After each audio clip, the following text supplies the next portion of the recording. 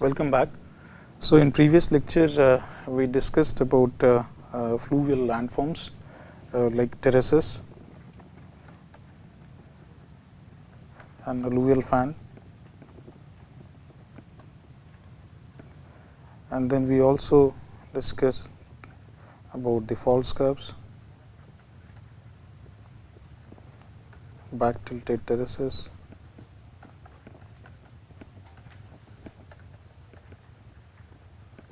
or we can say alluvial fan surfaces.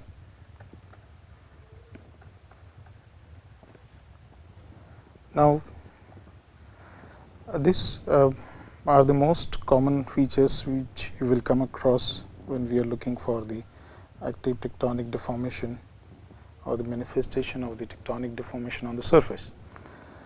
Now apart from this, we also looked at some details of different type of channel patterns, mainly straight, braided and meander, and I will try to give one lecture if possible on the tectonic geomorphology part, where we can utilize the importance of the different channel patterns, straight, braided and meander, and how they change over from one to another depending on the change in the base level or change in the slope gradient, or we can say the river profile. Other than that, we have another one is the basin, that is drainage basin. Usually we take into consideration, and different type of drainage pattern. So basin, drainage basin is will be consist of the main stream and the tributaries, and within the main basin you will have the sub basins also, and the drainage divide usually has been marked where we have a slightly elevated portion which separates the flow and direction of two drainages on either side, and those drainages are contributing to the different drainage basins. So this is what has been shown here. So this portion is your drainage divide, and you have the drainage streams flowing in different directions to respective drainage basins. And this also shows the major drainage basin is marked by this yellow line, and then red shows the sub basins or the sub basins which are related to the tributaries. Now as we have discussed about the terraces and all that, so this is what we came across on a beach in Andaman. So water was coming in, and there is this beach area where the tidal water comes and goes back, and it has a slope break here. So how the landforms are being formed, this you can visualize on a miniature scale. So you have a meander here, so this is an erosional side, and then you have the depositional side here, and at the same time there is an incision which is going on, which has resulted into the formation of terraces. So this is terrace 1 here, terrace 2 here, and then finally the top one here. So at least we have T0, T1 and T2 here on the depositional side. At the same time, what we see is that when there is a slope break or the break in the slope, you have the incision is more here, and the channels are getting distributed, and we have in between marked by on the braid bars. So these are all channel braid bars. Close up of that, so you can see the terraces here and the incised channel in this location here. Now further looking to the drainage, one can classify the different type of drainage. So one is your consequent drainage and subsequent drainage. We see in the consequent drainages, mostly the consequent drainage will be they follow the slope developed initially because of the sudden tectonic uplift. So the streams which will develop on the surface will follow the slope. And in terms of the subsequent drainage, it will not exactly follow this slope, because the slope here is if you take the fold here, then the slope is in this direction as well as the slope is in this direction here, but the stream is incising across the slope. So, the stream that develops later carve the softer rocks and flow almost right angle to this original slope.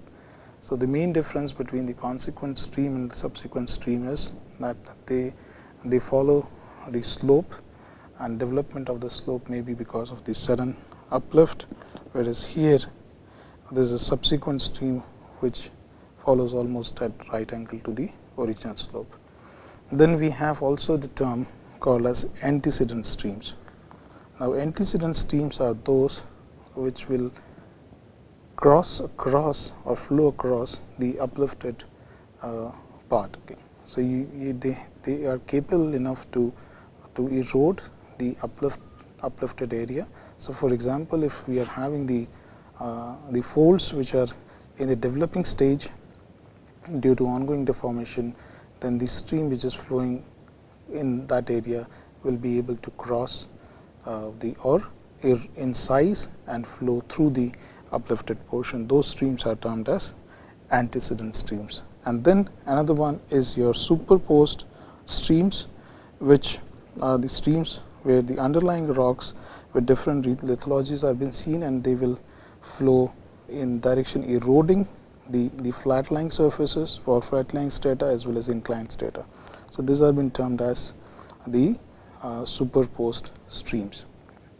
Another important part which usually we come across, because the drainages usually has been seen developed, like you have a slope, then the streams will, or the drainage will keep developing in the headward direction. So, this is the pattern where we see the development of the basin will be, because stream will keep adding from the headward side. So, the basin will extend towards the headward side. Okay. So, we usually say that the basin develop towards headward side. Okay. So, if you are having, for example, the basin which is adjacent to this, then sometime this erosion, because it is eroding it in the headward direction, then it may breach the other streams or the basin and will capture the other basin, and the water flows in that basin. So, basically what we see is that through rapid headward erosion, a stream may breach the divide. So, if you have a divide here, for example, and then you are having another divide. So, another important aspect what usually we come across in the landscape, pluvial landscape, is what we call stream piracy. Now, the drainage, and if you recall the first two slides where we were talking about the divide here, and the streams are flowing into one basin, and here the streams are flowing in another basin and meeting the main stream. So, this becomes your drainage divide. Now, the drainage usually evolve towards headward side. So, due to headward erosion, the basin is that is your drainage basin will evolve. So, you have one stream here, then it will second, if you see, then it will keep on adding here like this, and then further it keeps going up. Okay. So, you have the addition of the drainage or smaller by smaller stream, and you keep developing that. Now, suppose you are having a slope that you will understand in the next slide. Okay. Suppose you are having a slope, this I am putting profile here. So, if you see this one here like this. Okay. So, you have the streams flowing along the slope. So, you have the streams which are going like that. Okay. And then here the streams are flowing in this direction, because the slope is in this direction here, the slope is in this direction here, and this will mark your drainage take into consideration the headward erosion and the drainage basin evolution, then what will happen that this will keep eroding this side, and the time will come this will connect, okay. And that what we call is the stream piracy, or even we call this as an stream capturing. So, the whole drainage basin will be captured by either of one basin, and then we will have the flow getting into the one single basin. So, this usually happen where you have the erosion is going on and erosion is high in the region. So, such features are also important in understanding that how the drainage basin evolved and whether there was any sudden change in the overall flow patterns of the respective drainage basin. Through rapid headward erosion, a stream may breach a divide intersecting another channel and capturing its flow, or stream capture is the interception and diversion of one stream by another stream that is extending its basin by erosion in the headward direction. So, it keeps eroding towards the headward direction, and finally, it will reach to that extent that it will capture the stream. Okay. So, diversion of the flow in new channel may leave a vein gap along the ridge. So, this one can look at in terms of the vein gaps if they are available. So, suppose you are having an uplift going on here. So, this is the basically the drainage divide over this part, and as we were talking about that the drainage will evolve in the headward direction. Okay. So, the time will come, it will breach and it will try to capture the whole drainage from the side.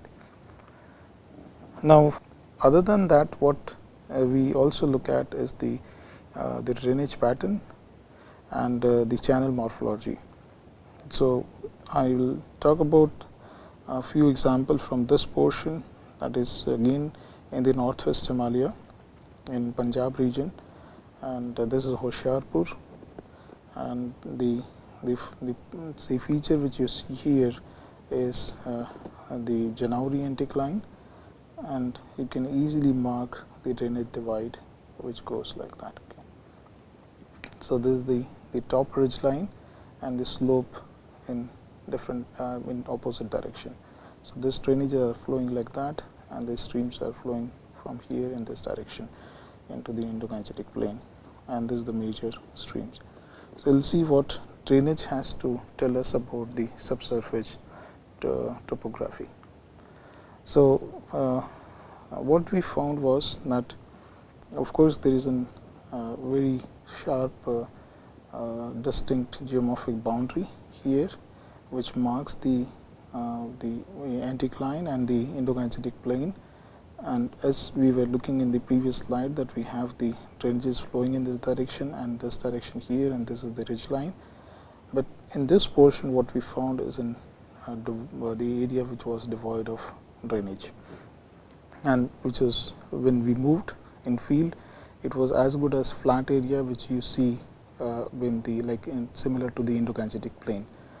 So, our interpretation was that this whole area was uplifted and very quickly in a very short time, which did not allow the stream to flow through, or the river, major river, because Shatluj flowed through this area here, and this was the remnant of the Paleo Shatluj which was connected through this and flowing through this area here.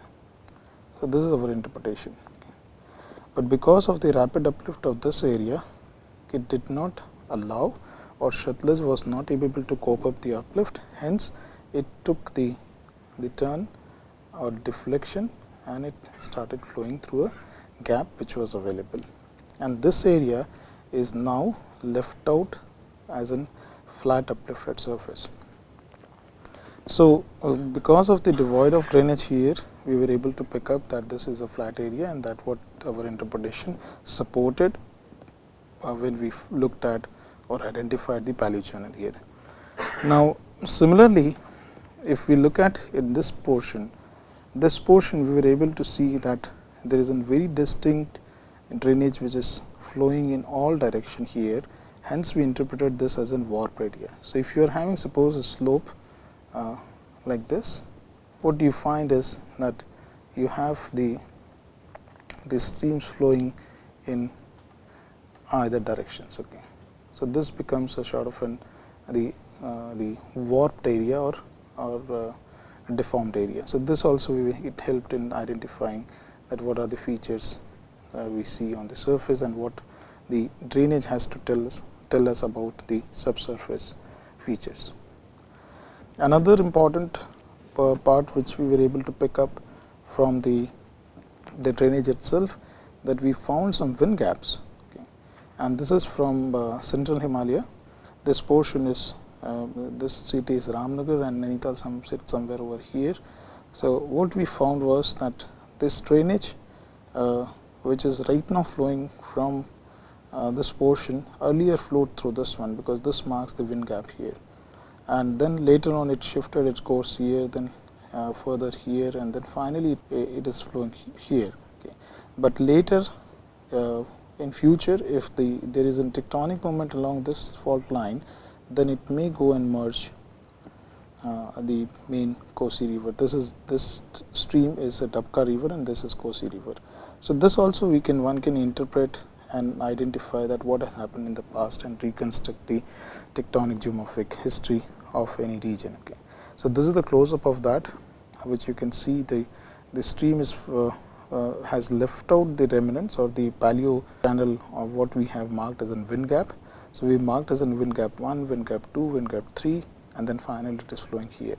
And similarly, in one of our research article, we have also tried to highlight that there was another stream which used to flow and has left out the wind gaps in this area also, and that was Bor river. So, again coming to the northwest Himalayan part, what we did was we quickly extracted the drainage using SRTM data, and the dark blue lines are showing the higher order streams or the main drainage or the main trunk stream, and the smallers are all tributaries. So, as we were talking about that, we can easily mark the drainage divide if we carefully take into account in which direction the streams are flowing. So, this stream for example is flowing and joining this main stream here, and these are all streams which are flowing in this direction. Okay. So, this portion becomes your, and then this portion is your drainage divide, whereas this portion is not occupied much by the drainage, and this is your flat area. So, one can also take into account the drainage pattern and try to identify what type of structure is sitting subsurface. So, this clearly marks that this portion is an folded area. So, if you take the cross section here, then you will find that this is something like this. Okay. So, you have the slope in this direction, you have a slope in this direction. So, you have different type of drainages and drainage pattern, which if you take into consideration like dendritic pattern, radial pattern, trellis and rectangular. So, how and what is the importance of this, and can we interpret the subsurface lithology or the structure based on this? Okay. Now, a rectangular drainage again will be seen in the areas which are having very typical fractures because of ongoing deformation, and they will flow almost at a right angle. And this will be seen in the area where you are having homogeneous material, whereas the radial drainages will be seen in the area where you are having either volcanic cone or any domal structure, whereas trellis pattern you will be seeing where this main stream and the tributaries will be joining at almost right angle, and this type of drainages are seen in the areas where you are having softer rocks and the resistive rocks. So, mostly in the folded terrain you will be able to come across and find the trellis pattern. Now, as I was talking about that we did some studies in this area and tried to look at that what exactly the drainage is telling us about the landform. Okay. So, this is the map of this portion here from this area. This is the area which has been covered in this map. We can see here this one. Okay. And this is the exit of Shetland, which is coming here. This is the portion, and up to this one here. Now, what we found was this region was showing us the streams which are flowing in all directions, and we were not having an idea that why it is showing so, because this usually should have been a flat area, because this is an area which is similar to the Pinjore Dune. So, Pinjore Dune is a flat region, almost flat valley between the two mountain ranges, that is what we call intermountain valley, and Dune is the term which is locally used for intermountain valleys like Dehradun, Pinjore Dune and Son Dune. So, we expected that this area will show flat surfaces, but this portion which has been shown here showed us that this is not exactly flat, but we see a sort of an radial drainage here. And then we also picked up some anomalies of in the channel pattern over here, which I will show in the next slide.